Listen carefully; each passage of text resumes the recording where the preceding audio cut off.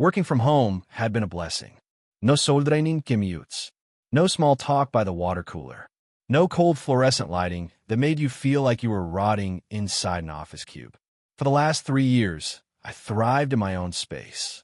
I had a setup that worked like a dream: dual monitors, noise-canceling headphones, natural lighting, and complete focus.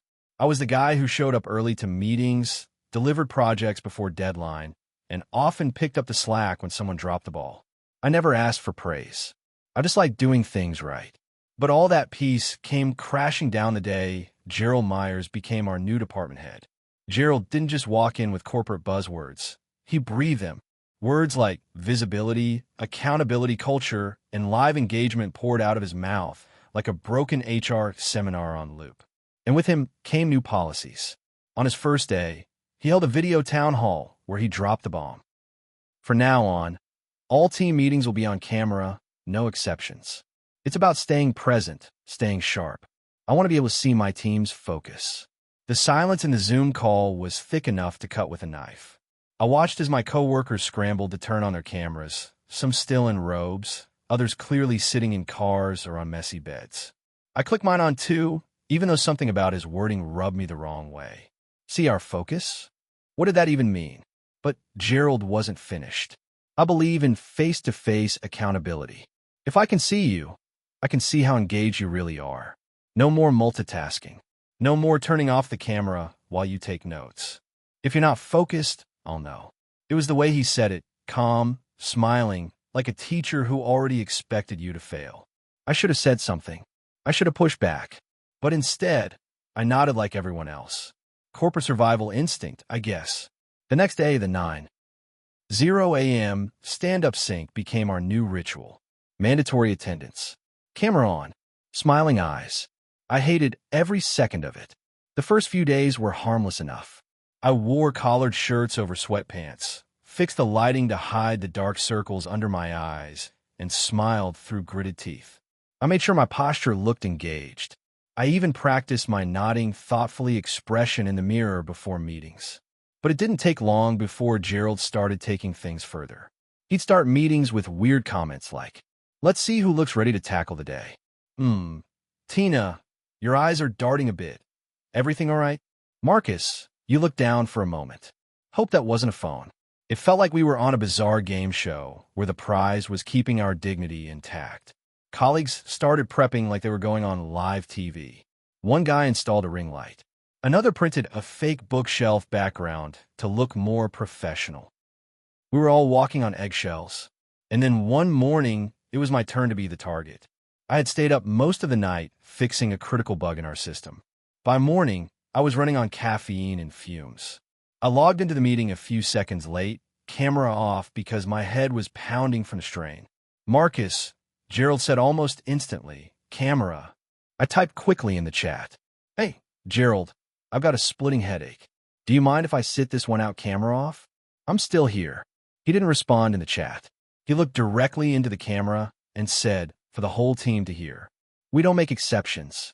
If you're well enough to work, you're well enough to be seen. Camera on." I should have fought back, but instead, I clicked it on, forcing my eyes open while the light made me wince. No one said a word, not even my teammates who knew how hard I'd worked the night before. That was the moment something inside me snapped. I knew then, this wasn't about focus. It was about control, and I wasn't going to let it stand forever. After that public call-out, something changed in me. I wasn't the type to stir drama. Never had been. I like peace. But Gerald's obsession with surveillance had turned every meeting into a stage play, a place where we were judged not by our ideas, our output, or our collaboration, but by how well we performed focus on camera. I started noticing the toll it was taking on my coworkers. Tina, who used to be bubbly and creative, now sat perfectly still in every call, barely blinking. Javier, a brilliant developer who used to talk with his hands and bounce ideas off the wall, now sat stiffly upright like a student in detention. I even overheard Maya, our project coordinator, muttering eye contact to herself before joining a call. It was absurd, but Gerald thrived in it. He loved this little power game. And to make things worse, he introduced something called the engagement score. "We're piloting a new tool," he announced during one meeting, his smile far too wide. "It tracks things like camera uptime, attention metrics, even reaction speeds during check-ins. We're still working out the kinks, but it'll help us see who's really leaning in." Leaning in? Or we lab rats? The tool, which we later found out was just a glorified plugin for our internal Zoom system, began sending weekly engagement summaries to the whole team. Each Monday morning, there was in our inboxes: "Marcus, 93% camera uptime, 84% attentiveness. Verbal participation, moderate. Tina, 100% camera uptime, 67% attentiveness. Verbal participation, low." He'd then open our team sync and say things like, "Let's give it up for Leo. 98% engagement this week. Nice to see you showing leadership, Leo." And then turn to someone else. "Javier, your score dropped. Any distractions we should talk about?" We weren't even pretending this was about collaboration anymore. It was a performance review in disguise every single week. One morning, I dared to ask, "Gerald, how exactly is the attentiveness score calculated? Because sometimes I'm reading project notes or taking notes on paper, and I notice my score drops." He smiled, but there was no warmth behind it. "It's proprietary," he said, "but if you're focused, it should show." There was again that smug little phrase. If you're focused, it should show. I wanted to scream. I was pulling 12-hour days, answering emails on weekends, debugging code after midnight. And now I had to look focused on top of it. So I started doing what I do best: observing. I spent the next week quietly tracking everything. I logged the length of each meeting. I noted every comment Gerald made about appearance or behavior. I even kept a spreadsheet comparing engagement scores with actual project output. The results? Embarrassing for him. The highest engagement scores often came from people who barely contributed. Meanwhile, the ones doing the heavy lifting were scored lower just because they blinked too much or didn't stare into the camera like they were hypnotized. And then came the last straw. That Friday, Gerald sent out an email titled "Performance Concerns. Please read." Inside, he listed the bottom 5 engagement scores by name and requested individual check-ins with each. I was on the list, not because I wasn't working, not because I wasn't performing, but because I had the audacity to look away from my screen while sketching UX ideas on paper during a meeting. Enough was enough. That weekend, I stayed up late, not coding, but drafting a document that would show upper management everything Gerald had implemented: the surveillance, the performance shaming, the flawed system that rewarded stillness over substance. And I had the data to back it all up. I wasn't sure what would happen next. But I was done letting a man with a webcam and a power trip decide who looked focused enough to be respected. Monday came, and so did the dread. I woke up early, skipped breakfast, and sat at my desk staring at the clock. Gerald's performance check-in with me was set for 9:30 a.m.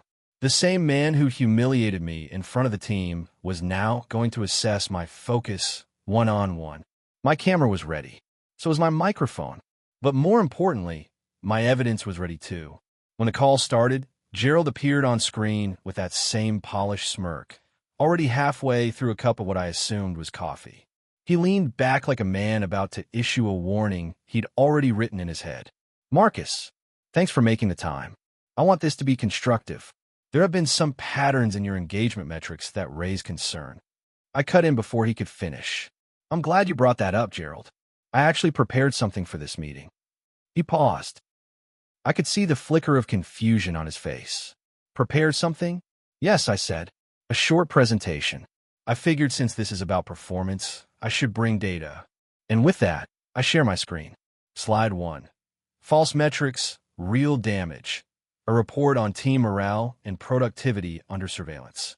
Gerald's eyes narrowed, but he said nothing. I walked him through my findings like I was addressing a boardroom. Slide 2. A graph showing engagement scores over 4 weeks, side by side with actual deliverables completed. Slide 3.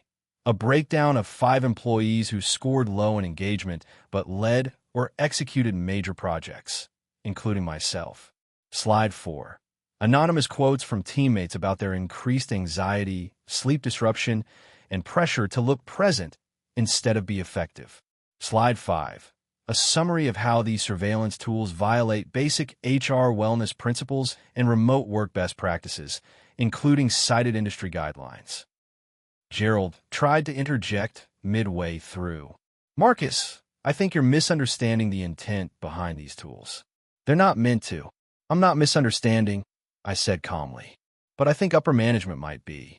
That's why I've scheduled a meeting with HR and the Director of Employee Experience this Thursday. This presentation is just a preview. For the first time, Gerald looked rattled. He leaned forward, no longer smiling. You went above me? No, I said. I went through the correct channels. The anonymous wellness survey from last month? Turns out it wasn't so anonymous. People were scared to report honestly. So I asked for real feedback, off the record. And they gave it. He looked at me like I'd just betrayed him. But I didn't flinch. I wasn't there to protect his ego. I was there to protect my team and my own sanity. This isn't just about me, Gerald. It's about a culture where staring into a webcam has become more important than producing real work. And it's broken. And I'm not the only one who thinks so. The call ended shortly after, much quieter than it began. That Thursday, I presented the same report, this time in a formal meeting with HR, 2 senior managers, and the Director of Employee Experience. They listened, asked questions, took notes. One of them even asked if I'd be willing to help draft new guidelines for remote productivity standards. By the following week, the engagement score tool was suspended. Mandatory camera-on meetings? Changed to camera encouraged, but optional based on comfort and task. Gerald? He wasn't fired, but he was reassigned, quietly, to another department with less people responsibility. And me? I got a message from HR asking if I'd like to apply for a newly opened role, Remote Culture Coordinator. I declined. I didn't want a title. I just wanted respect. And now we had it back. In the weeks that followed Gerald's reassignment, the office, virtual though it was, started breathing again. The first Monday, without mandatory cameras, felt surreal. I logged into the morning stand-up expecting at least a few nervous faces still playing by the old rules. But instead I saw a gallery of muted mics, initials in circles, and people actually relaxing. A few turned cameras on voluntarily, some in hoodies, some sipping coffee, but it was on their terms now, not some unspoken order to perform. Tina messaged me privately during that call. You have no idea how much better this feels. Thank you. It caught me off guard. I hadn't set out to be anyone's hero. I just wanted to be treated like a professional adult. But apparently, speaking up gave others permission to breathe again, too. Then something else started happening. People who had kept their heads down before began speaking up more during meetings. Javier, who used to barely say a word with Gerald watching like a hawk, now offered detailed feedback during brainstorming sessions. Maya, who once muted herself into invisibility, started leading morning check-ins with a genuine laugh in her voice. It was like removing the camera requirement removed the mask people were forced to wear. Without the constant fear of being judged by posture, the team got more human, more creative, more real, and the numbers showed it too. 2 weeks after the policy shift, our team delivered a product sprint 3 days early. Customer satisfaction metrics jumped. Internal feedback from cross-functional teams praised our renewed energy and collaboration. Senior management noticed, not with loud announcements or champagne, but in quiet acknowledgments. Subtle, but meaningful. And Gerald? He never reached out again. Word around Slack was that he was moved to a non-leadership role in a back-end division with no direct reports. Fitting. You can't intimidate server logs. One afternoon, about a month after everything settled, I received a calendar invite. It was from the Director of Employee Experience. No agenda, just a simple note. Let's chat. Casual. When we joined the call, she didn't turn on her camera. I smiled at that. Marcus, she began, we owe you for what you did. Not just for the report, but for having the courage to say what no one else wanted to admit. Most people stay silent. Most people just want to keep their jobs, I said. Exactly. But what you did, setting boundaries, calling out toxic leadership, and backing it with facts, That's not just employee behavior. That's leadership. She offered again, a formal role on the culture and wellness team. I declined, again, but I thanked her. And then I said something I hadn't said out loud until then. I don't want a promotion. I just want to work in a place where people don't have to choose between their mental health and their metrics. She nodded. That's fair. And it's something we'll remember. Today, our team still works remotely. We still meet, still collaborate, still succeed. But now we're trusted. And in a way, that's the greatest productivity tool of all. Months have passed since that chaotic chapter. The Gerald era, as we now call it with a smirk, has become a bit of an internal legend, something we joke about in passing during happy hours or when onboarding new hires. Just wait until someone tells you to look focused on camera, one of us will say, and the others will groan and laugh. But underneath the humor lies something more serious, something lasting. What Gerald tried to impose wasn't just control. It was a culture of fear disguised as accountability.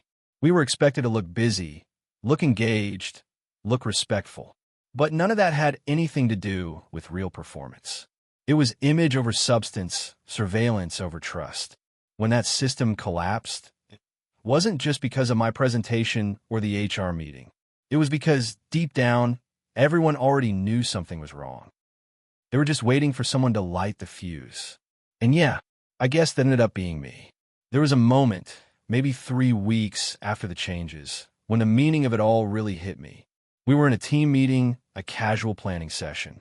Nothing high stakes, just storyboards for a new product interface. Cameras were mostly off. People were chiming in freely, half joking, half brilliant ideas flying across the screen. At one point, Maya shared her screen to sketch a user journey on a virtual whiteboard. Javier added little emoji reactions in real time. Someone's dog barked in the background, and instead of panic, everyone just laughed. And then something small but huge happened. Gerald's replacement, our new acting manager, Nina, paused and said, "This is probably the most energized I've seen a remote team. Whatever you all are doing, keep doing it. No talk about looking present. No metrics about attentiveness.